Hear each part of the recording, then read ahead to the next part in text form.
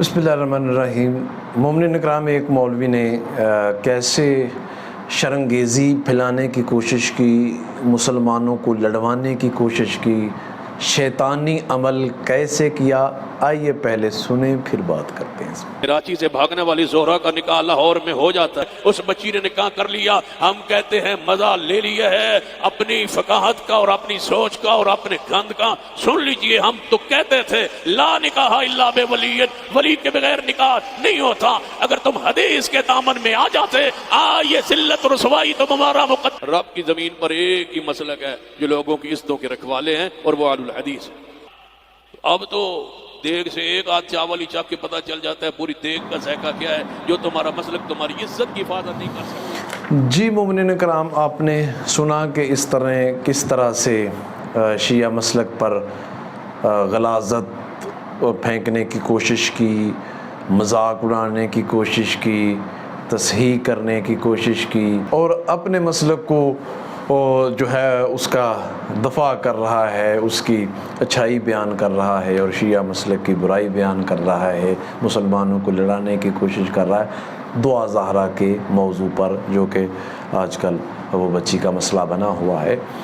تو میں کہوں گا کہ اگر یہی کام 90 کی دہائی میں سب کو پتہ ہے، اس کے مسلک کا ایک بہت بڑا عالم روکڑی صاحب کے، کیا اس کا نام تھا، روپڑی صاحب، ان کی بچی کے جو وہ ٹیچر پڑھانے آتا تھا، اور وہ پھر اس وقت میڈیا نے بڑا اس مسئلے کو اٹھایا اور وہ بڑا ان کے مسلک کی اس وقت۔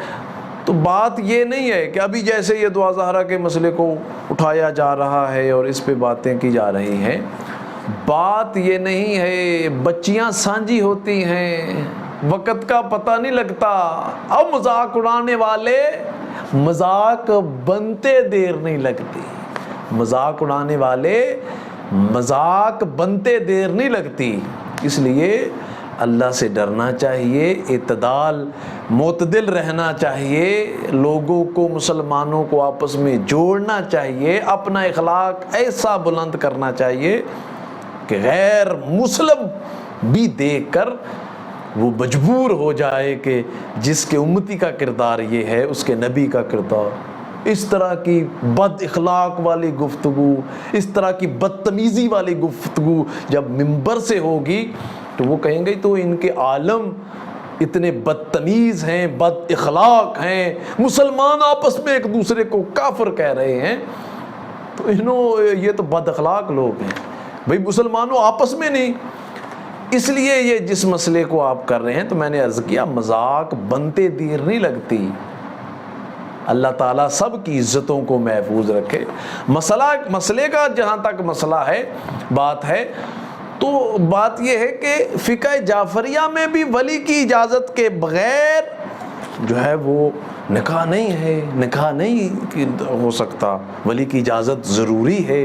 لیکن اگر وہ قانونی پہلو نکالنا ہے، وہ بچی کہہ دے میں شیعہ نہیں ہوں، یا وہ روپڑی والا مسئلہ میں وہ کہہ دے جی میرا یہ اہل حدیث مسلک ہی نہیں ہے، یا کوئی وہ مسئلہ کہہ دے، تو اس میں وہ قانونی پہلو ہیں۔ اس پہ ہم سب کو یک جمع ہو کے آواز بلند کرنی چاہیے، اس طرح سے، بجائے اس کے کہ ایک دوسرے کے ساتھ بدتمیزیاں اور بد اخلاقیاں اور یہ زبان اپنے کنٹرول میں نہیں ہے، جو جانوروں کی طرح منہ میں آئے وہ بول دینا۔